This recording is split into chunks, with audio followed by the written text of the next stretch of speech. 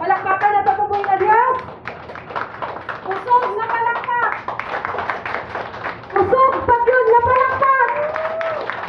Kinsa kung palakpakan? Lord. Pag ang Ginoo palakpakan, taas. Okay, balik ko na to. Palakpakan na tatuboy na Diyos. Taas yun siya, dili siya ubos. Pag tao itong palakpakan, ubos. Pag ang Ginoo, taas. Kaya iya sa Ginoo tanang kadungganan. Amen? Hello. Ayan. So, magsugod ta. Isip pag-welcome sa matag usa. Padung. Ibahidlog. Ibahidlog. Hello, ayan. So, pag-welcome sa matag usa, palihog manindog. Unhan ta kamo sa bersikulo nga makita nato diri sa libro ni Joshua 1:9. Hinumdumi ang akong sugo nga magmalikon ka ug magmaisugod. Ayaw ka hadlok o kaluya, tungod kay ako ang Ginoo nga imong Dios. Maguban kanimo bisan asa ka. Amen. Father God in heaven, we come before you today, Lord, and we acknowledge your presence in the name of Jesus and by the power of the Holy Spirit, O God. Nini nga kabuntago na mahal kami, magaduol nga na kanimo. Uban ang among mapainubsanon nga kasing-kasing, O God. O pag-angkon, O Diyos, nga wala kami mahimo kung wala ikaw sa among kinabuhi. Amahan, nakalapas kami kanimo, gikan sa mga huna, sa pulong, sa buhat, o sa wala pagbuhat, sa mga butang nga ngayon ta namong pagabuhaton. Amahan, salamat. Nga ikaw always nagahatag ka namong kapasayloan, Father God. And salamat, Lord, though we are not worthy, O God, sa imong nga tubangan, Ginoo. Apan tungod sa imong gugma, gasyaw, kaluoy ka na mo, Diyos. Imo kami nga gihinluan, Ginoo, pinaagi sa imong namili nga dugo, nga imong giula dito sa cross sa Kalbaryo, Diyos.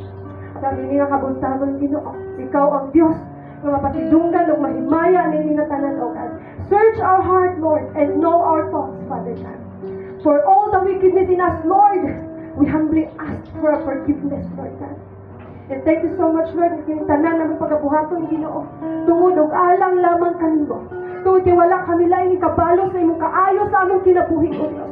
Kundi ang pagsabita, pagsurrender sa among kinabuhi, diha lamang kanimo. Kinitanan, Lord, among ipasidunggan, ipasalamatan, nga lamang sa imong ngalan. In Jesus' name we pray. Amen and amen. Amen. Paling mag-lift ka ng tanan. So, natakaroon sa atong praise and testimony. Kinsay andang muhatag sa iyang kadaugan diya sa tumbuhi nga Diyos. Yan. Welcome sa itong mga kaigsunan nga nag-abot.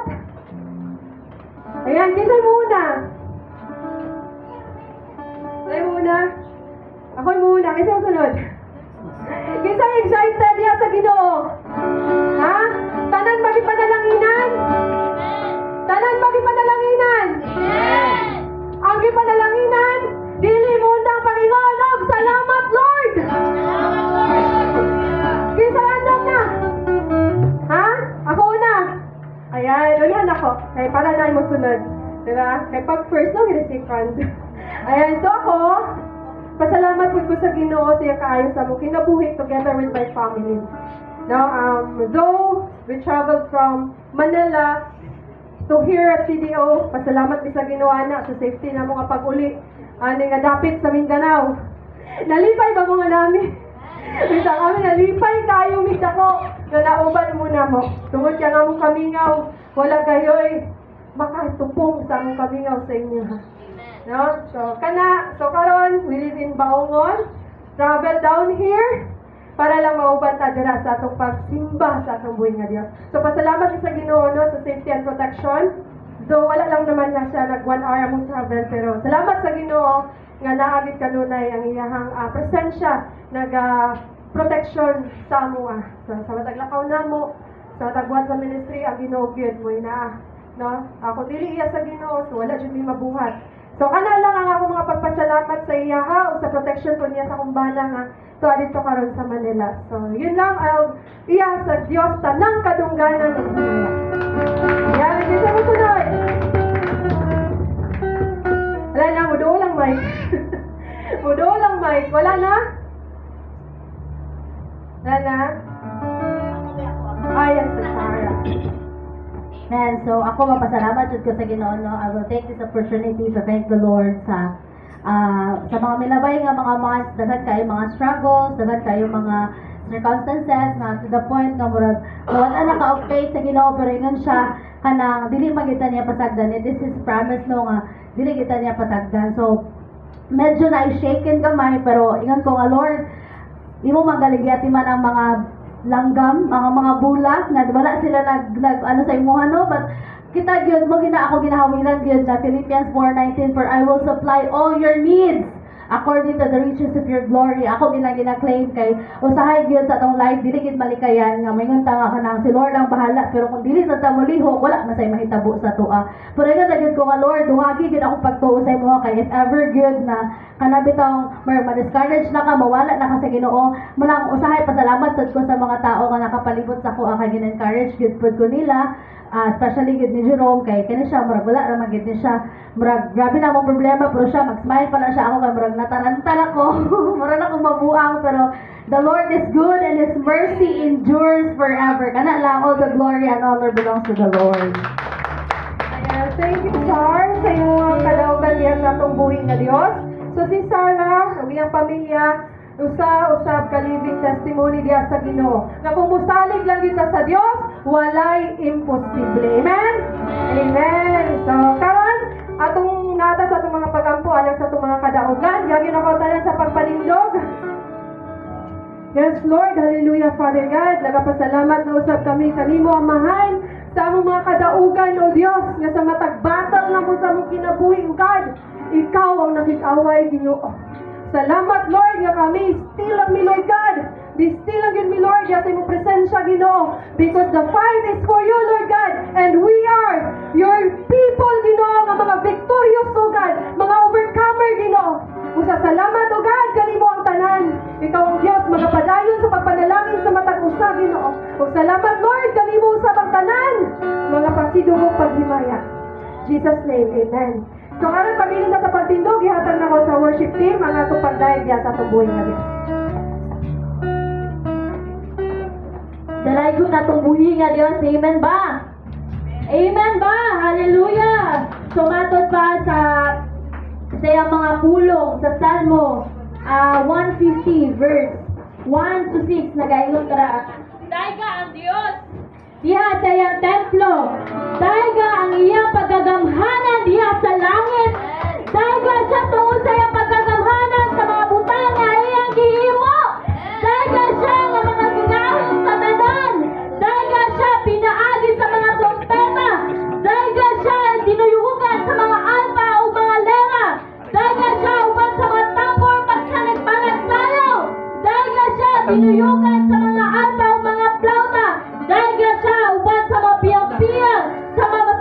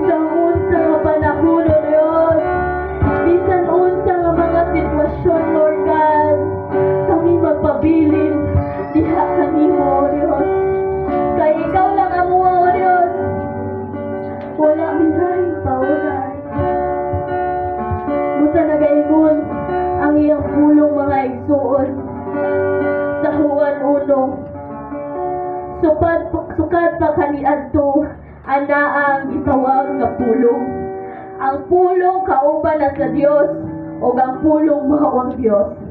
Sukad pa gayud kaniadto ang pulong kauban sa Dios. Pinaagi kaniya gibuhat ang tanang mga butang. O wala kay mahimo nga dili pinaagi kaniya. Amen ba? Ang pulong mao ang sinugdanan sa kinabuhi o kini ang kinabuhi sa mas suga kay mao kini ang kalamdagan sa hunahuna sa mga tao. Sa Lord, kini nga mga pulong o Dios.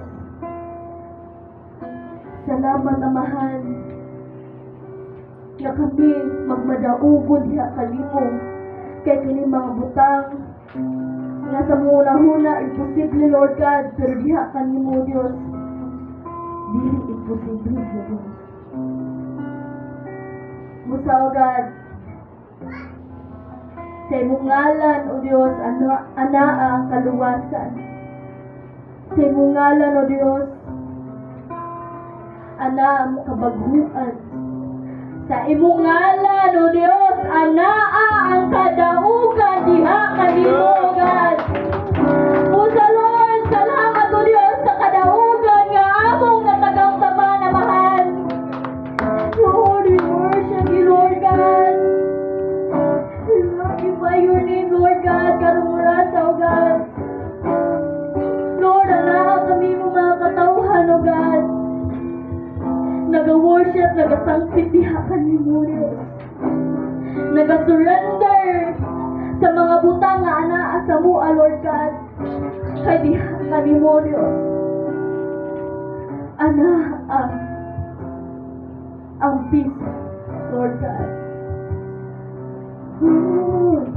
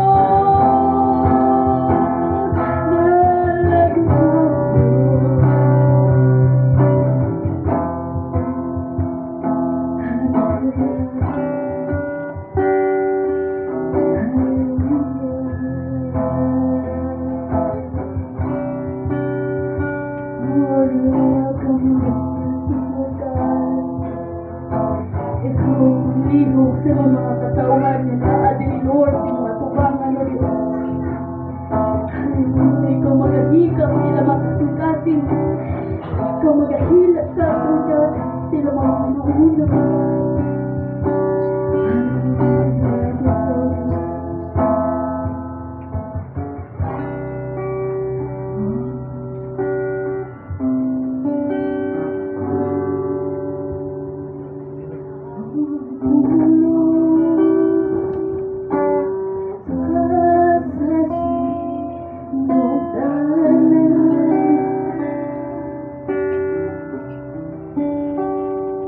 Oh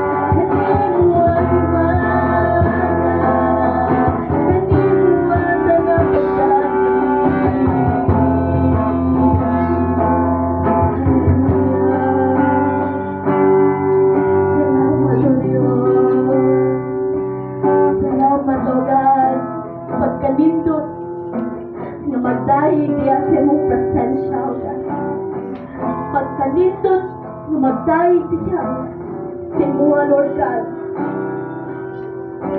Pagkanindot, Lord.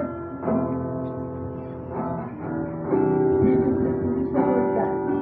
Pagkanindot kayo, Lord God, na magdahig niya kanimo taliwala sa mga problema, taliwala sa mga kalisod, taliwala, O Diyos, niinit tanan amahan. Pagkanindot kayo, Lord God, kinabati ni namo imong presensya, God. Nabati namo, O Diyos, imong pagkagamahanan niya, Diyos, sa mga kinabuhi. Salamat, Lord God, kay kini nga mga pagdahig, O Diyos. Magmadaugon kami. Nagmadaugon kami sa pagdahig, sa pagpasalamat diya kanimo, Lord God. Lord, salamat, Amahan, sa pagdawat sa mga pagdahig, pagsimba diya kanimo. Salamat, Lord God. Daw sama sa umot ng insenso diya kanimo, Lord God. Lord, hining tanan, Amahan, ang gibuhat diya kanimo, Lord God. Ang uli, o ikaw lang, O Diyos, ang matupoy, ang angayan sa mga pagsimba, mga pagdahig, karura sa Lord God. Hallelujah, Lord God. Lord, salamat, Amahan. Dili ka na mo undangan sa pagpasalamat, sa pagpasidumugya kanimo, kay kung sa ka kamaayo sa mga kinabuhi. Hallelujah. Thank you, Lord. Pasalamatin po Jesus. Thank you,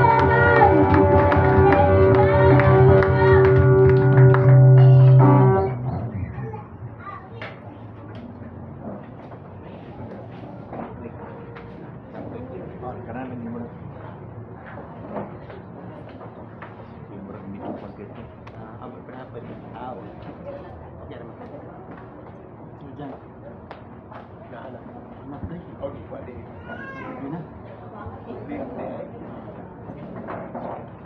Ayan, hinay mong tapaligson. Thank you, Lord.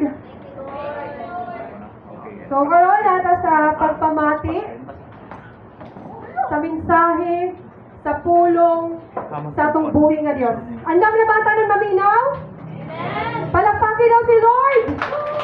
Hallelujah. O karon, dili na nako lang ano, nagakong tawgon ang atong speaker karon nga urasa. So, akong gitawag si Sir John Sling. Palakpakan sa mga igsoon, nagalagad sa Dios. Hallelujah.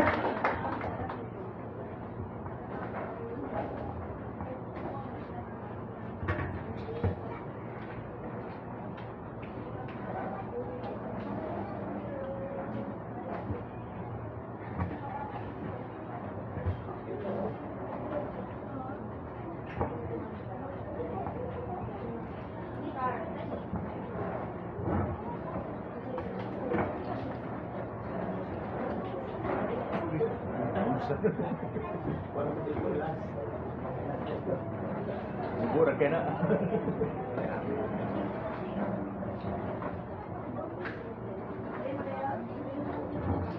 Okay. So, good morning, brethren of Wake Up Church. Kumusta? God is good. God is good. Ako, ganami ko sa inyo praise and worship. Kaya praise and worship diri is something also nga unique sa ako kay Bibo. Bibo ba very fiery, very spirit-filled. So, before we begin, may I request everybody to greet those who are seated beside you. Pakigreet daw sa mga tapat ninyo, sa your left and right. Say, hi, hello. Nalipay kayo kung aniya ka dili. And then, please say these winning, encouraging, and healing words. So, sa inyohang tuo, Ignacia nga, you are perfect. Sa inyo wala, Ignacia nga, you are marvelous. And then, to everybody, please say, you are chosen. You are chosen. We are here because ipili kita sa Ginoo, di ba? We are sanctified. It's not an accident that we are here this morning, but it was God bringing us here. Nakaroon ako ang iyon nga mag-rally sa ta kadali. Rally sa ta. So di ba, the Bible says that we have to proclaim, we have to tell to the world that we love Jesus. And then, let's say this also. Okay. 1, 2, 3. Yan na. Please say ha, kita tanan doon tayo. I love the Lord Jesus. I love Wake Up Church. Okay. All together, let's say, I love the Lord Jesus. Love the Lord Jesus. I love Wake Up Church. Love Wake Up Church. Okay, so gamay nga ko an effort, gamay nga presentation level. Okay, again. I love the Lord Jesus. I love the Lord Jesus. I love Wake Up Church. I love Wake Up Okay, Church. karon padunggo na to ang whole Carmen. Tama ta sa Carmen, padunggo na to. I love na to si Jesus. Di ba dili na to ikaulo si Jesus? Okay. 1, 2, 3. I love the Lord Jesus. I love the Lord Jesus. I love Wake Up Church. I love Wake Up Church. Okay, thank you very much. Now, who are married here? Kinsa may mga minyo diri? Okay, so na inyong mga bana ninyo, na inyong mga asawa. Okay, let's start with the husband. Okay, husbands, look at your wives. Okay. Let's all, tanawan yung mga asawa sa mata, ha? Dili magdungo-dungo sa mata. Because when you look at your spouse in the eye, it shows sincerity. Okay, ignan yung wife. You look fantastic. You look fantastic. Sige, men. Sige, men. Mga laki, mga husband. You look fantastic. Ano ka dungo? Tanawan yung mga wife. Sige. 1, 2, 3. You look fantastic. You look fantastic. You are so beautiful today. You are so beautiful. I love you. I love you. Okay, so this is now the turn of the wives. So mga wives na sab. Tell this to your husbands. Look at your husbands in the eye. Isingya po na eye contact. Okay, so sa mga batanon, sila nga nung wala mami-part ani. Sige lang, gulat lang. Mabot na yan po na. Okay, so you look great. You are so handsome tonight. I'm so proud of you. Okay, wives, sige. Please look at your husbands in the eye and then tell this to your husband. You look great. Sige ba, mga babae, sige, marami na po ano. Okay, 1, 2, 3. You look great. You are so handsome today. I'm proud of you. Okay, thank you very much, wives. Now, why? Why do we need to say this? Because it is a command. Command man na sa Ginoo, di ba? The Lord God wants us to love our spouse, to respect our spouse, and to cherish our spouse. Now, Psalm 118 verse 24 says, this is the day that the Lord has made. Let us rejoice and be glad in it. So, today is God's day, and today is God's morning. So, una, magpasalamat sa ako ang friend, si Pastor Ron, and also ka Pastora Aimee, sa pagtugot nga makashare ko diri karon. So, thank you very much. And magpasalamat sa takin mo silang masinugtanon. So, they were very faithful and they agreed to the call of God for them. So, to those who doesn't know me, I am Coach John. I am a minister of Rizal Church. Ang ako ministry dito is couple. So, I hold the couple ministry. Now, if you have issues and concerns about the couple, do not hesitate. You can, pili ninyo dulon for couple counseling. Okay? So, with me actually is my wife. So, tara akong wife dito. Manasan akong gignat mo ganina. You look so beautiful tonight. So at this point, let's open our Sunday service with a prayer. So please close your eyes and then please put your presence in all the presence of God. Heavenly Father, Lord, before we start this day with love and with faith, Lord, we commit to you, O Lord Jesus. We offer to you and we lift up to you our Sunday service here in Wake Up Church. Lord, ikaw among Elohim, El Elyon, Jehovah, the Lord God of Abraham, Isaac, Jacob, omnipotent, omniscient, omnipresent, immutable God. And Lord, you said, O Lord God, that you are also our Father. So Lord, thank you very much sa imong pag-protect, imong pagbantay sa mga paingon diri. Salamat, Lord, for Wake Up Church. Thank you for the brethren also of Wake Up Church. And thank you for the gift of salvation, O Lord God. Lord, you said, seek and you shall find, knock and it will be open to you, ask and it will be given to you. Lord, karong adlaw, O Lord God, please be in our midst. We love you. We want to know your word. Lord, please give us spiritual wisdom to understand your word. Lord, please bless this church. Make them successful, prosper them, expand their territory, O Lord God. Protect them from the wiles of the enemy, O Lord God. And Lord, may they become champions, winners, and victors, O Lord God, in a Christian life. And make them exalt, glorify, and magnify you. In the mighty name of Jesus. Everybody say, Amen. Amen. So last Sunday, di ba, ang news, have you ever read the news? Di ba, we thought that it would be already World War III. Apik na yun ang World War III. Sumura sa itong boxing ni Manny Pacquiao o ni Marquez, nakaunang sumbak si Manny Pacquiao, Israel. Bumbahan niya ang Iran. Palos po ng Iran, nakaluko po ang Israel. Palos na po ng Israel. Sumura siya ng himong boxing match. So just 2 days after President Donald Trump issued a 2-week ultimatum, 2 weeks na magitingon ni Donald Trump, we are going to Baguio after 2 weeks. Pero sa first day pa lang, wala na niabot ang 2 weeks, iyan nang ibumbahan ang Iran. So he used B-2 Spirit stealth bomber. Kaya ang Iran man good, naa sila yung mga facilities, their nuclear facilities, they hid it 60 feet under the ground. Grabe kinakalawong with very solid concrete. Now, ingon ang Israel, wala ni technology pa nga makapabungkag, only America has. So, America helped. Now, with that, ang gibuhat sa America kay they bombed Natanz nuclear facility, Fordo fuel emission plant, Arak heavy water reactor. So, grabe ito. Nakatabangin ang Amerika, bungkag yun. Ang tawag ito, sa Israel, they named that operation, Operation Rising Lion, which is bibigla. Nana siya sa Numbers 23-24. Behold, the people shall rise up as against, or behold, the people shall rise up as a great lion. So, marang ilahang i-invoke sa Israel ang nasa Bible. Sa Iran, they responded. Ang ngalan sa silang operation was Operation True Promise. Now, what was the result? So, ang result ato was, it was a very successful operation. There was a damage on the Iranian infrastructure. Then, according to America, it will take them 2 to 3 years before they could repair that.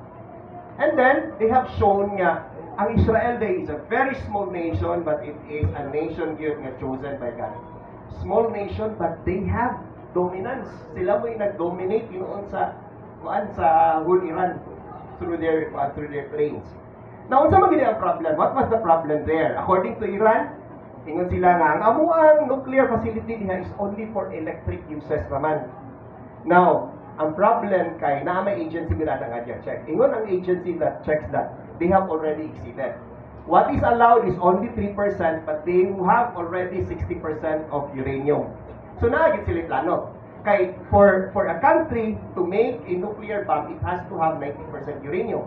60% naman yun, 3% naman yan. And then, ingon po nila nga, wala magiging may reason to use that for war. But before that happened, ang Iran, sige sila chant of death to Israel, death to America, and then they have always threatened America. So, eksakto na po itong gibuhat sa America. Now, yun ani po nimo makita ang gift yun ni Lord sa Israel. 200 to 400 bombs. Missiles were thrown to Israel. Kabalo mo pilaraan ni sulod? Only 20 missiles. Imagine 200, 400. Kung sa business pa na, alkansi ang Iran yun ato. 200 to 400 missiles, ang isunod only 20 lang. So, alkansi ang kuan. So just for us lang to know, kuan lang, kanang at least lang ba before I start because ako na po di siya i-connect. So, ang Shiite, ang mga Muslims, there are two groups of Muslims, the Shiite and then the Sunni. What we have here in the Philippines are the Sunnis. Ang Iran is Shiite. Now, the difference between the Sunni and then the Shiite, ang Shiite na sila ilahang leader yun nga murag Pope, kung sakto di ko pa. And mo na siya si Ayatollah Khomeini. Ayatollah means, Aya is sign or miracle, and then Allah there, Ayatollah is God. So meaning to say, he is a sign from God. Gaaway na sila, ang Sunni, ug ang mga Shiite. So dili na sila friends. Problem also is, sa UN karon there is a very, very big bias sa UN. Sa una, di ba, ang UN is supposed to help countries, especially small countries, na, ano ba, kaya nakita matagaan sila justice. No, the problem with UN now, they are very, very anti-Israel. So makita na nimo ang pattern ba, no, hala, kapit na yun ang answer.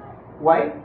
Because out of 193 countries, 53 countries there are Muslim. And duhara ang country na kuan ka ng pro-Israel, which is Israel itself and America. And even ang head, kahiyong mo, di ba si Duterte has already a case filed sa ICC, International Criminal Court. The leader of the ICC is also a Muslim. So, even sa UN, almost everyone there are Muslims. So, muna, kuan kayo sila, mas dugan mo sa inyo, they are very, very anti-US. So, what does that reveal? Okay, this is what it reveals. It reveals that kita dili bisita ra kita. We are just fleeting sojourners, temporary na ito, kinabuhi bubura, kinabuhi kag 100 years, 120 years, bubura kayo na siya. The news also reveals the magnitude of the problem. Dili na ito ma-solve ang problem na kita ra. Dako kayo na siya ang problema, and we need God to solve that. The news reveals as well what to pray for. Please include in your prayer, nasa Bible, pray for Israel. Now, for the enemies of Israel also, Iran, Kung sa man atong i-pray for Iran, i-pray na to, mamatay sila, dili sa. We pray for their conversion. I-pray na to, Israel, for their success, and then for the unbelievers, we pray not for them to die, but we pray for them to be converted at least sa ilahang life. And the news also reveals the urgency. Kinahanglan na ginato i-share ang way, truth, and life, ang salvation. Kisa na may ka-share diri. Who among you here have tried sharing? Kinahanglan na gina. And who else are called to do that? Of course, no, dili ang mga silingan nato, nga unbelievers, but kita mismo. That was given to us by Jesus. Especially to us here in the Cup Church. Ato na siyang mandate to share the good news. Amen? Amen.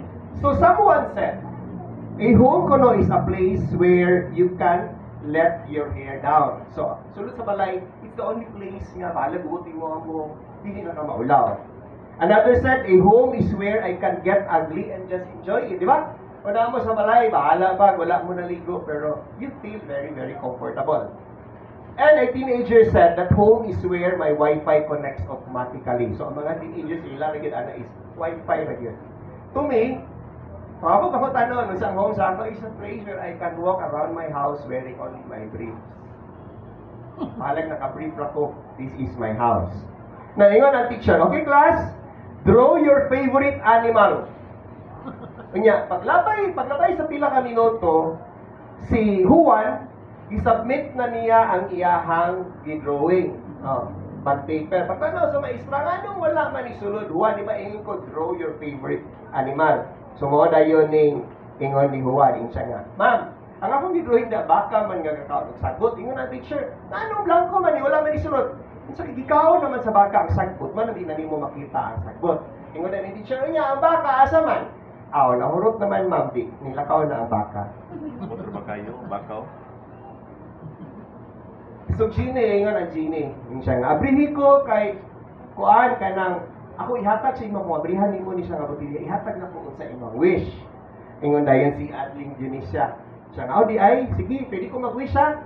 Pwede ko hinimo-himon o beautiful. Ingon dayon ang Gini, lisod man, ibalik na lang ko sa botilya.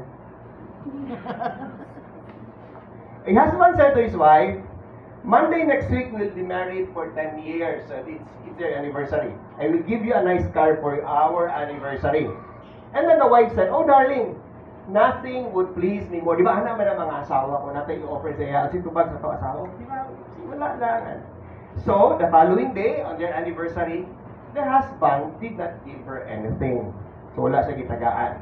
So, the last time that husband was heard of, his name was written on the lost section of the newspaper.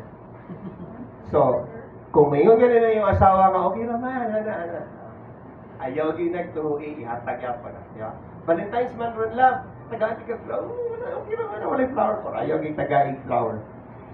Marriage is a sacred institution created, invented, and architectured by God. Ang nagbuhat sa kaminyoon, dili ang gobyerno, but it is God. Amen? And so when we have, if we want our marriage to thrive, if we want it to flourish, if we want it to grow, asa matapaingon? Dito kita sa Bible. Dito ka sa Word of God. Like for example, if you buy a television, and then you have problems, di ka kabalon sa pag-operate, where do you go? Diba? There is a manual. Ang tao nasa yung manual. That's the good thing about God. He left us a manual, and that is the Bible. Ibinlanta niya ang Bible. Now, the Bible is the written Word of God. The Bible is inerrant. Walay sayop ang Bible. The Bible is life's final authority. And the Bible is God's heart and God's mind condensed for us to understand. Ang utok sa Ginoo, ang mind sa Ginoo, dili gyud na nato ma-comprehend. No brain is yet created to understand that. But gibuhat niya ang Bible just enough for us to understand. So amen. That's a very, very beautiful book. So if you have your Bibles there, let's open it to Genesis chapter 2 verses 18 to 25. So when we read this verse, we have to read it reverently. And then atog yung namnamon. And then let's ask God when you read this. Ask God, Lord, what is new? What do you want me to do? What is your new message for my marriage today? Okay, let's open our Bibles. Although I have it already here. And let's read this all together. Genesis chapter 2 verses 18 to 25. The same verse that I read on our part 1. Then the Lord God said, it is not good that the man should be alone. I will make him a helper fit for him. Now out of the ground, he will make a man The Lord God had formed every beast of the field and every bird of the heavens and brought them to the man to see what he would call them. And whatever the man called every living creature, that was its name. The man gave names to all livestock, and to the birds of the heavens, and to every beast of the field. But for Adam there was not found a helper fit for him. Nana ba diha? Parang isumbra na ko, no? Okay, so the Lord God caused a deep sleep to fall upon the man, and while he slept, took one of his ribs and closed up its place with flesh. And the rib of the Lord, and the rib that the Lord God had taken from the man, he made into a woman and brought her to the man. Then the man said, This at last is bone of my bones and flesh of my flesh. She shall be called woman because she was taken out of man. Therefore, okay, mali siya to target verse. Therefore, a man shall leave his father and his mother and hold fast to his wife, and they shall become one flesh. And the man and his wife were both naked, and they were not ashamed. So karon atong hisgutan bahin sa kaminyoon. Sige lang, ang mga dalaga o bitaw, ayaw mo ka problema. You'll have your time. But at least you'll know. Kabalo mo nga, pidira day dili sa gid ko magdali-dali og pinyo kay naa ko the challenge. It's a very beautiful gift, but there is a challenge to that. So, the title is Forever Young, God's Blueprint for a Beautiful Marriage, Part 2. So, this is already Part 2. So, we'll be talking about conflicts and conflict resolution here. Now, according to Max Lucado, he's a pastor, he's an author, he's a Christian author. Conflict is inevitable, but combat is optional. So, ang mga panagbangi, mga away-away sa kaminyoon, dili ginanap ng malikayan. Ang ato lang response, no, is that would make or break our marriage. Respond ka, awayon nimo, iguguto ni noon nimo, so magpugot, dili na yun dinoon siya nimo ma-resolve. The devil loves nothing. This is by Warren Wiersbe. Si Warren Wiersbe is also a very popular pastor and author as well of books. The devil loves nothing better than the intolerance of Christians towards each other. So ang ganahan gyud kay sa devil ang mag-away, ang mga magtiayon. No, dili gyud ganahan ang devil ana nga kuan kana ang magtiayon kay peaceful sa balay. But he wants a break sa kuan sa magtiayon. Gusto niya ng separation, gusto niya ng divorce. And lastly, this is by William James. Whenever you're in conflict with someone, there is one factor that can make the difference between damaging a relationship and deepening it. The factor is attitude. So it's only how you resolve it. Again, accept it. Quarrels, conflicts are there. It is inevitable. Dili na to na siya malikayan. But our response would make and break it. So ako sa amo ang kaminyo ni Mitch, actually, 1 out of 10, ang ako naging score there is only 5. But I believe that I am a work in progress. So just like us, anyway, ginakan pamata, ginamol, gina-perfect pamata ni Lord. So dili siya perfect marriage, but for me, no, this is a gift. Gift ni siya, gihatag ni siya sa Ginoo sa amoan. So, sa amoan ko, sa amoang marriage is, I would say that it's not perfect, but it's a great marriage because in our marriage, there is always weeding. Weeding na ng pakonsakot, and there is also sowing. Di ba kung magtanom ang farmer, if you have a friend who is a farmer, ang first yun nila kabuhaton sa usa ka plot is tangtangon nila ang sakot. After matangtang sabot, there's a time that they are going to plant the seeds. So in marriage, it has to be like that also. Tangtangon mo ang sakot sa kaminyoon, the following day, then you plant good things. So I have seen as well sa ako ang neighborhood, kitang yun ko, kung sa gina ang non-Christian niya marriage. Actually, it's very terrible. And I have seen as well a Christian marriage, not perfect. Out of 10, siguro mag-away niya duha. But 80% mas happy. Baliktad sa mga unbelievers. Ang mga unbelievers also, sa ilang marriage, 80% away, 2% man diha ang walay away. So most couples doesn't have any marriage accountability group or a Christ-based couple group. Na ba mo'y marriage accountability here? Wala pa man tayo na marriage accountability. No? So without the church marriage accountability group, where do you go when you have problems? Kung na may problema, nag-away mo sa imuhang asawa, asa man mo usually gapaingon? Diba, gato mo sa akuan, balik ta sa atong parents, ato ta sa atong friends. Ang uban na yun, na as may problema sa inyong kaminyoon, they go to social media and then they announce. Gina-announce nila. Ang uban pa yun, mga to sa tambay noon. Kaya moro na yung maminaw. Mo yan istoryahon. Ang tambay, kabalo ka na may problema sa ako ang marriage. Ang mga tambay. So in marriage, we have to seek professional advice. Ayaw pag-ato ka sa basta lang sa laing tao. In fact, no, if you have a conflict with your spouse, don't go to your parents. Why? Because ang atong parents will be very biased. Mulaban yun na siya sa imong halang. Dili na niya tan-awon ang situation. You go to your friends as well. Ang friends niya po na to, bias. Di ba? Ang labanan dito sa itong friend, ikaw naman yun. Dili noon mo mahimuan o kompleto nga picture o kompleto nga solution. So, if you have problems in your marriage, where do you go? You go to the professional. And who is more professional in marriage but the one who invented it? Si God. At tumok ang God. Except if you have problems with marriage. Now, how many of you here have, the last fight ninyo is 5 years ago. Last fight niyo sa inyong asawa 5 years ago. Wala. 3 years ago. 1 year ago. 1 week ago. Kamupas. Kansa mo last nga nag-con. Oh, tanawa lagi si pastor. Mananilig yun mo si pastor. How about yesterday nag-away mo? Kinsa may nag-away yesterday? Uy, Sige lang, ayun mo kaula. Okay, nahamon yun. Nabugdog yun, It's natural. Oh. So wala magtugaan, sige si Lord na ang bahala. So bottom line is, there is always conflict. Nahi away sa kami niyoon, nahi pa nagdikit. There is trouble, and there is what we call fighting. Nahi fighting yun. So when we look at marriage, there is conflict. There is fighting. Nahi away. There is disagreement. There is tension. And then there is trouble. Nahi trouble sa kami niyoon. So in these verses of scripture, sa Genesis chapter 2, 18 to 25, it tells us of the basic definition of marriage. Therefore, a man shall leave his father and his mother, and hold fast to his wife, and they shall become one flesh. So note, a man shall leave his father and his mother, and then he shall hold fast to his wife, and they shall become one flesh. So from here, ato makontextualize, masabta na to ang kaminyoon. Now, if you have problems sa ato marriage, if there are conflicts, before we could resolve that, we have to understand sa sapon sa nato unsa magdinang kaminyoon. What is marriage? Now, question. Who invented the modern basketball? Na ako'y chocolate nga prize. Kasi nag-invento sa basketball. Okay, so ang nag-invent sa basketball, ang ngalan niya si James Naismith. He invented that in 1891. So, dugay na na-invent. But, basketball before is different from the basketball that we have now.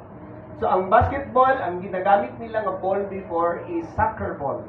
Ang ginagamit nila nga ring is basket, yun nga basket nga kanang gamiton sa market. So, dito na nila i-shoot. So, that was how it started. And then, when he invented basketball, dili pa allowed ang dribbling. So, grabe kayo ba? Kuwaon na nila ang bola, dagan sila dito nila i-shoot. It was only later nga na-invent na ang ring. It was only in the 1900s nga kanang ring na ito pa makita. Mo na siya karon. Pag-ulang na siya na-invent. So, who invented basketball? It was James Naismith. Now, who invented the telephone? Mga students, kinsa may nag-invento sa telephone? We have that in our history class. 1, 2, 3. Ang nag-invent sa telephone is Alexander Graham Bell. Tapos naka-answer? Naka-answer ito? Kaya chocolate na to. Lapu-lapo. Wala. So, he invented the telephone in 1876. Now, my next question is, who invented the cell phone? Cellphone. Lahi ang nag-invent sa telephone. Katong dito yun. Lahi sa nag-invent. Ha? Oo! Comment again sa So, ang nag-invent sa telephone or sa cellphone that we have now is Martin Cooper, Motorola in 1984. Motorola ay nag-invent sa cellphone. Now, who invented marriage? Okay, who invented marriage? Sige, anyone day, kinsa may nag-invent sa marriage? God. Oh, God. Diba si God? God invented marriage. So, God gave us marriage. It's not the state. Dili ang mga mayor, dili ang mga governor, congressman, naghatag sa kami yun, but it is God. Now, God said, what was God's command about marriage? Live. Diba, ingon si God, live. So, kinsa man atong biyaan? Who are we to live? Yan si pastor, parents. Yan, sakto. We live our parents. Now, biyaan na to atong parents. What if masakito na atong parents? Okay, so there are two types of parents also. Na ay mga parents nga masakito nga di ginato biyaan. Ayaw biyae. Pero na mga parents nga healthy, unya sige lang ingon nga ayaw ko ano diha kay gibuhatan naman akong balay sa likod. Kung healthy mo parents, you have to live. But actually, what it means to live is you have to leave your dependency on your parents. Gawas mo para dili na mo magsalig. Then what are the other things that you live? Leave your old habits. Di ba sa wala pa tamaminyo? Natay mga batasan. O, natay mga batasan mahayon, natay mga batasan nga kuan, balik na masuko, singgit tayo. If you are already married, you have to leave that. Ayaw dalhan na siya. And then what other things should we leave? We have to leave our old habits. So wala ba ta ninyo? Every Saturday, Sunday, mag-biking ta. Pero pag ninyo mo, dili na pwede. You have to spend Sunday with your wife. Okay? And then, so wala ba ta maminyo? Sige na nagduwa o game Sunday. Pag maminyo ka, leave that behind. Ayaw na pagduwa kayo games, but you have to work, and then you have to spend time with your family. Now, another of God's command is cleave. Okay, cleave. So, meaning to say, ang cleaving, nani na siya ang cleave. Oh. This is how it looks. Nani. Cleave. Now, cleave is, you have to cleave to your spouse. Ikaw, lalaki, babae, cleave to your spouse. So, you prioritize your spouse now. Dili na ang ubang tao, dili na yung ginikanan, but your priority should be on your husband and on your wife. Cleave to your shared purpose. Oh, mag-pray na mo dungan. Sa una, dili mo mag-pray og dungan. Mag-go to church na mo, magdungan na mo. And cleave to God as well as your center. So karon, in marriage, God is in your center. Now, we have needs. Ang lalaki, lahi ang needs sa lalaki. Ang husband, ang need niya is number 1, is sexual intimacy, domestic support, respect. Ang asawa sa ang need niya is affection.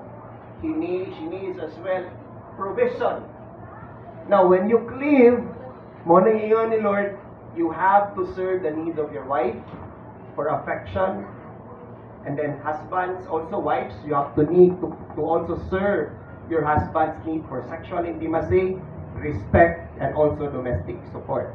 Now, next command of God is be one flesh. Okay, be one flesh. So they shall become one flesh. So to be one flesh means to be naked in heart and mind. Di ba kung naked mo, wala yun mo yung tambon. So sa kami nyo, dapat wala mo sikreto. You have to be honest with each other. What is in your mind, whatever, even ang cellphone nyo. Wala private sa kami nyo. Your cellphone is public to both you and your wife. It's private from other people, but it has to be public sa inyo duha. So, you have to be one flesh means no fear in loving your spouse. Sometimes no, kung dili ka ita, di ba mahadlok ta nga ihatag na to atong tanan sa atong asawa kay basito ihatag i-take advantage. Ang asawa sa mahadlok siya nga ihatag ang tanan. Gugman niya siyang bala kay mahadlok siya nga i-take advantage. If you are already married, the command of God is be one flesh. Walaan na ng ula-ula, walaan na ng paghadlok. You give your everything. And to be one flesh also means oneness or unity.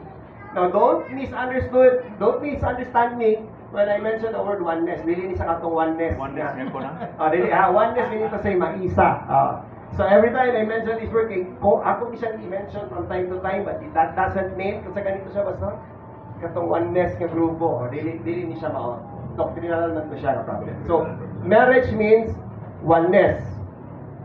Unity. Now, the fundamental description of marriage is oneness or unity or to be one flesh. Isahon ang unod. So, brethren, there is a mathematical equation in marriage. So, the mathematics of marriage is 1 plus 1 equals? 1. Yeah, exacto. 1 plus 1 equals 1. So, mana siya.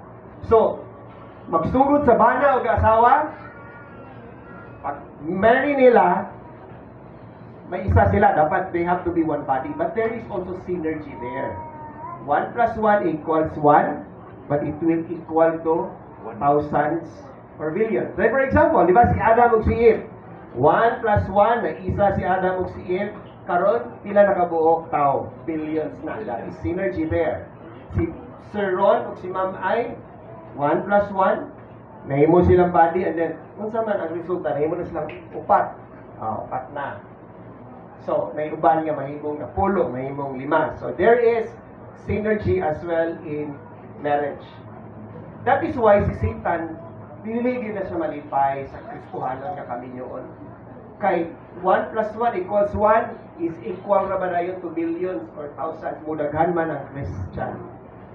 Na mudaghan ang magtutuo. That is why ang buhaton gyud sa enemy si Satan is to destroy marriage. He doesn't want us to grow, but God loves marriage. Now we see this thing being one flesh in the Bible. So aside from Genesis, John 17, 20, 21, I do not ask for this only, but also for those who will believe in me through the word, that they may all be one, just as your Father is in me. So just before Jesus was crucified, iampuan na niya. Ang prayer ni Jesus is, okay, mana siya ang prayer. Jesus prayed that those who are one with Him, that He saved, be one with the Father again. So it's all about three becoming one. Man becoming one with Jesus, and then Jesus becoming one with the Father, and then man becomes one with the Father. So sometimes, kana ba Trinity, the concept of Trinity, we really do our best to, di ba, manikamot mo kita o explain sa Trinity. But I would say na, lisod ginani mo siya i-explain. Because I think, ang atong brain o atong mouth could not comprehend that yet. Okay? He's talking about divine that, di ba? Ang Ginoo ba yan ang atong isuyan? So that is why sometimes when we talk about Trinity, naghanap kita mga illustration na yun. Ani man ang Trinity, Father, Son, sa pasabot, anak, maroon na siya 3-in-1 nga copy. O Rosay, atong illustration is, pasabot, anak, kay Itlog. Itlog. ha? What? Itlog. Sige daw, saan na itlog? Karoon Kana, ba ko? itlog. Karoon ba ko? Sometimes, father, mother, son, di ba? Pero, sige lang, pasagdan lang na natin sa kay, dili maging po na natin na-explain o ayo ang Trinity. But we know the concept. The concept of Trinity is there is unity in the Father, the Son, and Holy Spirit. There is oneness in them. So, unity is what is in the Trinity. God the Father, God the Son, and God the Holy Spirit, three becoming one. So it talks about oneness, it talks about unity. So ang atong salvation, kana ato ang salvation, kana gitawag nato og kaluwasan, actually, ang iya yung illustration ana isang marriage. Di ba? 1 plus 1 plus Jesus in the middle. So that is why you have to take good care of your marriage. If you want to share the gospel, grabe kayo, memorize na nato ang gospel. Makikita ba ito dito? But we are not, if we are not good with our wife, or wife, if we show disrespect to our husbands, useless, sayang kayo. Dili nila makita ang Ginoo. Take good care of your marriage because even if you don't do anything, masipag wala kay buhaton, makita lang nila nga happy ang mga magtiayon nga Kristohanon, makonvert na sila. Ako yan, sa ko, I have seen that. That was the beginning of my conversion.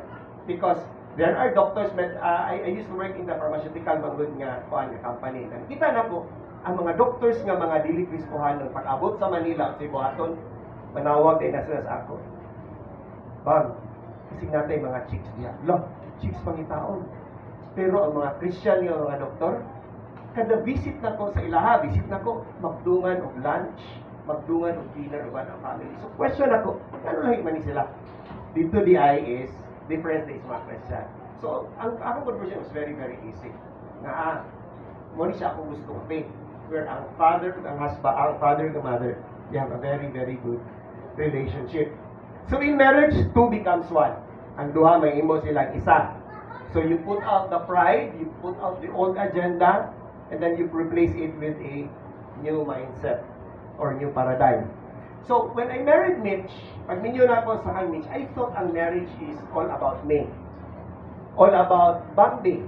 B-A-M-B-I-E and only M lang ang Mitch. And of course, siguro si Mitch. Most siguro na iya thinking.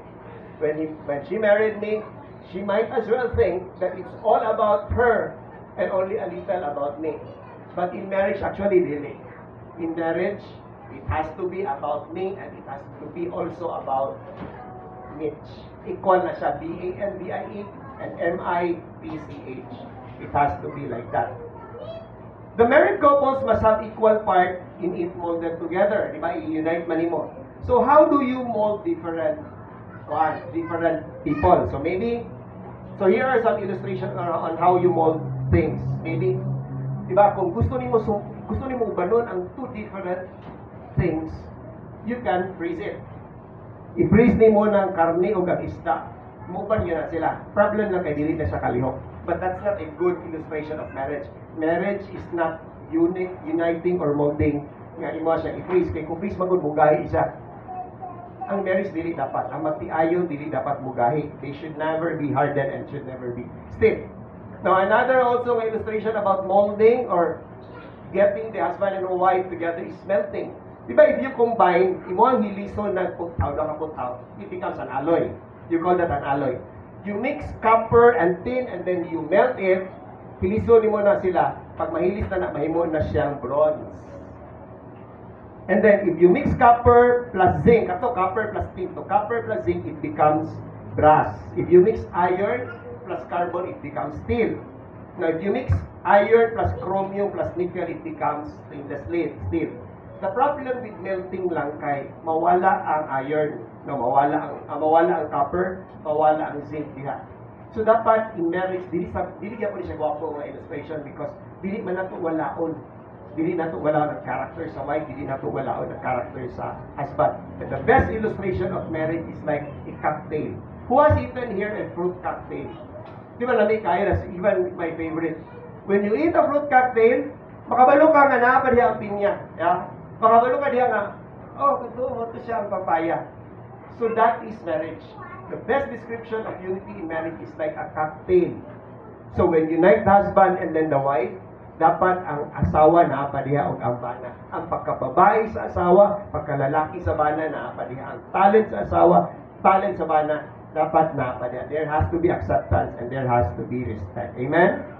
So dili nimo siya patyon. Dili nimo nga melt, dili nimo siya i-freeze. So in marriage, you still have to maintain the femininity of the wife and then the masculinity also of the husband. Now facts say, average life of marriage in the U.S. On average, the length of a marriage in the U.S. is 7 to 8 years. Unfortunately, i-research na ko Philippines, one delicate ko kakuha o data sa Philippines. So let's just use na lang ang Amerika. So, ang mga magtiayon din sa Amerika, 7 to 8 years lang, bulag na dayon. Paano ka nang not a good figure. Overall US divorce researchers estimate that 50% of all marriages in the US will end in divorce. So, abi na to ang mga Amerikano no may handle sila kami nyo. But 50%. I don't know sa Philippines unsa. Divorce rate for first marriages. So namo ko yuban di kay sa Amerika magod there is divorce. So maminyo sila ikaduha, ikatulo, okay lang, pwede na sila magbulag and then remarry. Now, approximately 41% of first marriages in the US end in divorce. Now, bulag sila kasawa, kay naa sila yung mga problema. Ingon nila nga, dili gid mi pwede nga mag-isa, so maminyo na lang kung lain, pas mo na gini siya ang gift. Okay, second marriage, around 60%, mas dinaganay noon. So sa mga second and third marriage, ka-increase na noon ang bulag. Gano man, kay naanad naman sila. Kaya kung na problema, pwede ra di ay tamo sibat sa to kami nyoon, and then we can be married to other people. Now, we have to know these statistics so that we are aware. Dapat aware ta because mga anak biya pa sa Ginoo, di ba? Mga Christians biya pa dapat dili ni mahitabo sa tuwa. So we have to know. Bantayan na to ato ang kami nyoon. We have to check our marriage. Now, there is also a difference between the male and female perception. We may differ physically. Di ba, syempre, ang babae mas smooth siya tanawon, hamis. Ang babae guwapa. Ang babae hindi kay siya taas compared sa lalaki. They have breasts. Kami wala ni. But there are also differences on how we see things. Now, husbands and wives, please listen to this so that you will know the difference of mind and kind of perception. Emotional expression. Women or the wives express emotions openly and want to talk through problems. So, ang asawa ko na problem sa bana, gusto na nila istoryahan. Men, the husband, we tend to internalize emotions or avoid discussing them. Ang bana, di ba, mayon na ni bana, sunod na, umayon ko na istoryahan. Ang babae na yung babae, dili istoryahan na natin. So, that's the difference. Next is source of stress. Women feel troubled when they don't feel emotionally connected or appreciated. So, ang babae gusto na siya i-appreciate always. You look so beautiful, angayan ka, you did the right thing. And men feel troubled when they feel disrespected. Ang lalaki ay mas mo prefer na lang ni may pagkit na lang ni ninyo higugmaon, ayaw lang ni o insultuha in public. Ay na lang di palangga pero in public do not disrespect us because that's very, very deep to the men. Now, approach to resolution. Women want to process the issue through conversation with empathy. So gusto sa babae, solve na to ni problema, ato yun siyang istoryahan. Ang lalaki, we want to fix the issue quickly or avoid dragging it out. So ang lalaki sabi is, we want to fix this. Ato ani siyang kuan, dili ko gusto nga, ato apa ni siyang dugayon. Okay, so that's the difference there. Now, when people quarrel, once mag-away ang magtiayon, what happened to them is they panic. Mataranta na yun na siya. Now, kung mataranta siya, muna na nga, kuhan, ang mga reactions din nila is dili na maminaw. They shut down, and then they go for a silent treatment. Di ba? Magtiayon, mag-away, dili magtingog, mag-silent treatment na dayon. When they panic, some couple also, sabi na ang lalaki, mingo din ang lalaki, pagka following day, dili na siya, wala na siya masakitan, wala na siya masuko. Ingon din ang lalaki nga, sorry na, ato na ni siya kung ano, patch up na ta. Kay dili na gusto nga ma-prolong. Now, the problem lang ani kung dali-daliyon sa nato siya og solve is, basin, or dali-daliyon nato nga, sorry, and then balikan ta, basin nino na problema, dili nato ma-solve. But worst is, when people, or when couples, when they have a fight, ang worst ani kay naingon dayon ang isa ka bulag na lang ta. Diba? Bulag na lang ta, dili kita compatible. So they become very, very defensive. And when couples are in a panic situation, actually, they need help. Morning time na kinahanglan sila o tabang. Atua silang tabangan. Now, hindi na to gusto nga magbulag ang magtiayon. Actually, in the Philippines, there is no divorce. But we have separation here. We also have annulment. Very expensive ang annulment. Unless you're a Muslim in the Philippines, wala yung divorce. Ang sa mga Muslim sa Pilipinas, na sila yung divorce. Sa toa, wala tayong divorce. Now, when people say nga, pagbulag na lang ta, actually, that's selfishness. Wala nila gitagaan pa of time nga ilang i-patch up. So, immediately even, some people nga, pagani pagkasal, pagkaupa, bulag na. You remember the story of Carl Avellana of si, isa na iyang bana? Tom Cruise. Grabe si Pastor Tam Rodriguez, di ba? Bago magani sila gikasal, I think wala na sila abot og 1 year, no? Wala na sila abot og 1 year. So, muna siya magtiayon. When they panic, kaya nag-away sila, dili na mag-istorya, magbungol, and then worst is magbulag. And it happens to Christians. Dili lang na siya kakahitabo sa unbeliever. It happens to Christians. Maybe it will happen to someone sa Rizal. Maybe it will happen as well sa Wicca or even sa mga non-members. And ultimately, it happens to the general population sa katong walay mga Ginoo. Kahitabo nga ni sa mga pastor, nahiyaboy mga pastor, away sila, bulag sila. Example, si Charles Stanley, nagbulag sila. So when in panic mode, you need help. Kinahanglan ta o tabang. So, ang uban, boto kong ingon na ganina nga, when they need help, they go to their friends, they go to their parents, and then they go to social media. I-announce naman nila. By the way, away mo si Muba na ayaw i-announce sa social media, ha? Kaya that's very dangerous. Na yung makabasa, na? Hoy, nag-away sila. Then that becomes a breeding ground for temptation. Nahana na yun mga magdulduon na dayon sa imong asawa, na magdulduon sa imong bana. So never do that. Instead, if you are in a panic situation, go to the Bible. Una sa ang Bible. Open the Bible, and then you seek godly wisdom, and then pray. Ampo. Pag-ampo. Before you go to your friends.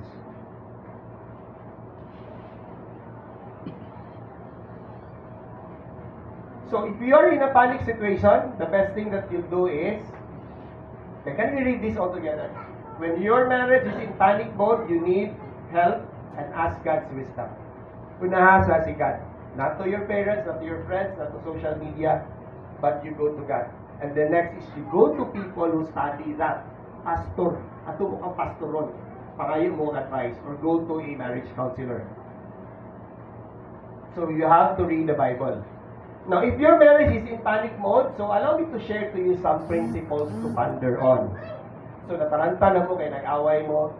Okay, these are things, no? These are biblical principles. You go to the Bible, that's in the Bible, it's written there. First that you have to do is change yourself every day. So, the Bible says, ponder the path of your feet, then all your ways will be sure. Do not swerve to the right, to the left. Turn your feet from evil. So, what it tells is, know where you came from, know where you are going, and know asa paingon ang imohang ang imohang kaminyoon. Now, do not change, di ba? Change your self every day. In marriage, do not change your wife. In marriage, do not change your husband. This is not our role. Dili na mo atong task. Dili na to sila otrohon. In marriage, you have to change yourself first. And in marriage, our very task is to accept the changes. Actually, kita tanan sa kaminyo na to, we are a work in progress. Kung unsa karon nga year, would be different next year. So, mao na dapat atong kabisihan. Usahaw na atong pag-accept ang atong spouse sa iyang mga changes. And you can do that first by changing yourself. Next is, understand that conflicts are always very hard to resolve. Ang kanang mga conflicts, lisod yun na sa i-resolve. Proverbs 18:19, a brother offended is more unyielding than a strong city. Once mapasakitan mo ang imong asawa or mapasakitan mo ang imong bana, lisod jud na siya isolve. Kaya nga masakitan man ka. So when conflicts between you and your wife, it's there, it's really very, very hard to resolve. Even pag pangayo o pasaylo, lisod kay mangayo kang pasaylo, kung kang nag-agi o building nga grabe kayo kagahi. Next is, do not destroy. Okay, do not destroy the marriage that you both build. Ayaw gubaa ang inyong marriage. So whoever troubles his own household will inherit the wind, and the fool will be servant to the wise of heart. So unsa gani ang makuha lang sa magsigig away? Ang iya lang yung makuha is hangin, wala. So you have to be very careful. You have to be very careful, and then you have to resolve it. So fourth is resolve conflicts immediately. The Bible says, be angry and do not sin, do not let the sun go down on your anger. So kung naa mo yung mga disagreements, ayaw sa yun mo, do not sleep until you resolve it. Istoryahin yun ninyo. You talk this out to your husband. And then, when there are things nga dili gid ninyo ma-patch up, disagree gid po, then you have to declare nga, I think this part dili lang sa nato na resolve. Let's agree to disagree. Let's resolve this in the future time. And the next is, and then the last is, be humble and throw away pride. Ephesians chapter 2 verse 32, be kind to one another, tender-hearted, forgiving one another as God in Christ forgave you. So be humble. Ang kalaramang yung makadugay pag-resolve sa mga conflicts sa marriage, actually it's pride. Pride lagi na. Especially sa mga babae. Ladies, do not love your pride. Okay, dugay kita sila. Ngayon, nag-sorry sila, dugay-dugay. Abot ka ng 2 or 3 days. Kanang pride, Panlaba. Fried chicken. fried chicken na siya. Ayaw palanggaa ang inyong pride. Oppose the proud. Okay, sa panisya na verse 3. Okay, next verse here is, God opposes the proud but gives grace to the humble. So be humble and throw away pride. Mo na may tabo sa mga magtiayon. When they are in conflict, ilan na istoryahon. Actually, ang ilang goal na dayon is they want to win the fight. Gusto sa bana, ako gawin mo daw gani, ang asawa ko, ako gawin mo daw. Do not win the fight. Ayaw daw ka ng away. Instead, win your marriage. Dauga ang imuhang kami yun, not the fight. So actually, these are only 5 principles. But in the Bible, daghan pa kayo kag makuha sa Bible. 5 lang na. And then you can research. Do your research. You can have more than 5 years. So in closing, here are my tips. Okay, tips to avoid when you are being in panic mode. So kung naa mo sa panic mode, okay, say, I was wrong. Diba? Be humble. Okay, let me say this all together. I was wrong. I was wrong. He is wrong. She is wrong. Dapat. Next is, Okay, practice this. I am sorry. Sige, say this all together. 1, 2, 3. I am sorry. Next is sorry sa iyong sala na. Next is please forgive me. Sige na 1, 2, 3. Please forgive me. Di ba kung mag-away, lisod din siya nila sa iluto. Dapat praktisa na to ni siya. This is very important. And then this, kani very important thing. Kani makapabugnaw yun siya. Say, I love you. Ito ba ganina, di ba? I ask you to say I love you to your spouse. And then next is, I need you. you say I need you. Okay, again. Everybody, please say, I was wrong. These are very strong words. No? Strong din siya yung mga words that can really help if you are in a panic situation, when you are in conflict. Now, troubles happen. Kaya mga conflicts na itong kami nyo, gina-allow na siya ni God. And God has a purpose for that. Perhaps, maybe, number 1, tungod kay, okay, kinanglan sa mo mag-conflict kay maybe, wala na kayo pasahay sa Bible. Wala na niyo mong istudyuhan ang pulong ni Lord. Next is, God allows it because maybe there is defiance. Kabalo ka kung sa'yo na sa Bible, pero wala gini mo i-follow. So, naagin may conflict, ina-allow na ni God. For you to discover that. Di ba, ang command ni God is, live. Nya karon pila na imong edad, 50 anyos na ka na pagyapo ka ng puyo. Sa balay sa imong ginikanan, may lang taong nagsakit ang mama nimo. Pero ikaw, you are still depending. So, it happens, no, na yung mga conflicts na ina-allow ni God. Conflicts also happen and God allows that when there is or the balance is destroyed. Kung dili na mo gaampok, mag-away gid mo. Tugtan gid na sa Ginoo nga mag-away mo. Or when you are still on your old habits, kusog pagyapon kay inom, napagyapon kay bisyo, so God will allow that. And then lastly, the fourth reason why God allows it, and I forbid nga dili unta. So dili unta ni siya true sa ato adiri. God allows conflict also because maybe Christian na ka, pila nakakatuig, nag-church sa wika, pero wala pa gid ka na Christian. Kaya ang imuha di pagdawat sa Ginoo, pagdawat nimo kang Lord Jesus Christ is not yet heartily done. Dili pa din kinasing-kasing. Amen? So in ending, to the spouse who are here, be patient to one another. So, sa kami nyo, be patient lang yun. Sabta, istudyuhin ang inyong asawa, istudyuhin niyo ang bana, kung sa man ang iyang needs, what are her love languages. And then be gracious to one another. When you say loving words, say it lovingly. Kaya sometimes ba, no, loving ko no ang iyang tumong, pero pagkasugti niya kahit pinabulita. The tone is very, very important. And then, serve your spouse's emotional needs for romantic love. So we have each other's needs. Ang wives, they need affection, they need intimate conversation, they need financial support. Dili yun na ito may ka-deny. Our wives really need money. Kaya nga no, ila mo ko ng instinct. Naamo ko sila anak na kapadakon. So ayok tawag ang mga asawa nga tungod kinangay na kwarta. No, di ka kwarta. Sige ka lang pa kayo. No. Actually, it's tied to them. It's part of their instinct. Instinct na kaya nga nanas na yung mga anak ginapakaon. For the husbands also, wives, be sensitive with this. First is the husbands need sexual fulfillment. Kinahanglan na sa sabana. They need recreational companionship. Kung sa iyang hobby, gusto niya nga iyang asawa, iyang istorya, supportive. She needs as well an attractive wife. Not necessarily nga Miss Universe nga asawa, pero kung ninyo na ta, ayaw sa dugundan yung pagpagwapa. Pagwapa, gamot na. Pahumutan niya po na to, itong bana. Kaya basin pagkatoy nun sa opisina, agoy, ang iyang office mate, grabe kay pahumot, grabe kay kagwapa. Dapat ikaw, mas gwapa ka. And then, domestic support, and then husband as well needs admiration. Respect. Kinahanglan ka na sa bana, respect. Sa ako, Panginoon, yanina nga, we would rather be unloved than be disrespected. So, labi na sa struggle ba na ninyo, Ma'am Ains? Dili na ninyo struggle ni Pastor, no? But there are also pastors yung struggle nila kaya ang ilang mga asawa, ni Miss Naanay, no, nag-share na sa pulpit ang bana, ang mga batasan sa manggawas. Maulawan taon ang bana. Wala ma-train, wala masultidaan. So respect your husbands, especially kung ang inyong bana ng work for the Lord. Makita siya in public. Gusto ninyo nga respetuhan ang inyong bana sa brethren, sa mga igsuon.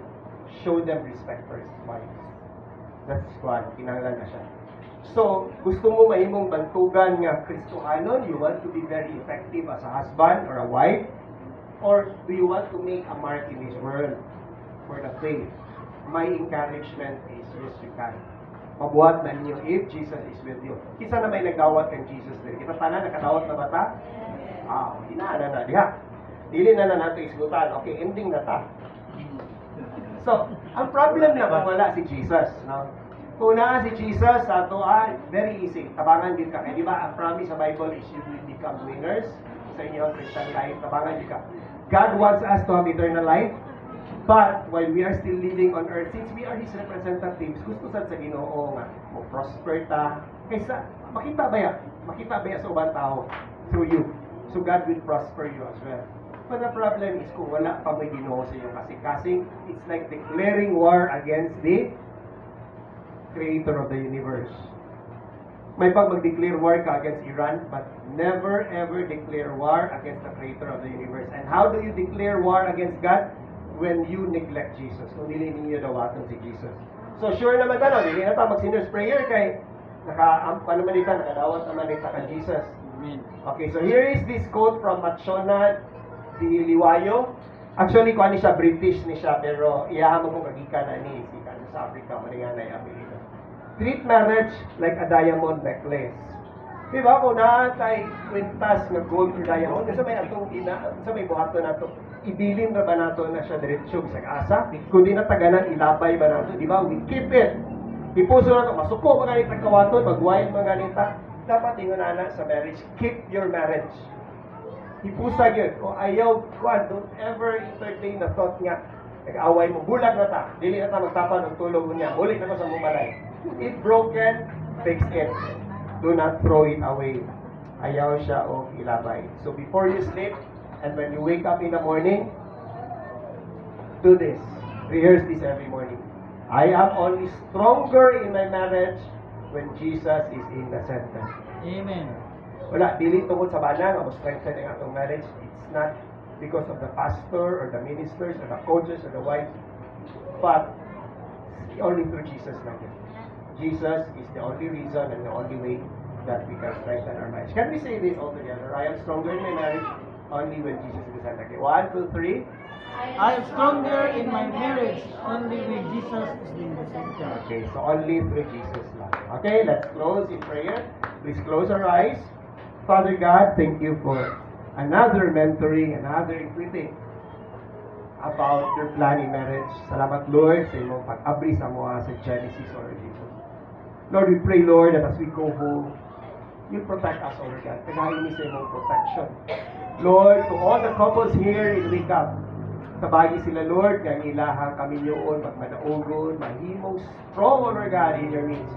Lord, gamita, Lord God, ang mga magtiayon din sa Wake Up, Lord God, yung mo share sa gospel, kinaghan pa, Lord Jesus, naghan pa, Lord God, ang wala makailaw, wala makahibaluni mo, Lord God. But Lord, use this, Lord God, a brethren in Wake Up, especially, Lord, ang mga married couples here. Lord, please help us. Tabangin ni Lord, nga mahimo ming champions, tabangin ni mahimo ming victorious, Lord God. Tabangin ni nga mahimo ming breakthrough makers sa ang marriage, Lord God. And Lord, in our marriage, may we always magnify, glorify, and exalt you. All this we ask, all this we pray, in the mighty name of Jesus. Amen.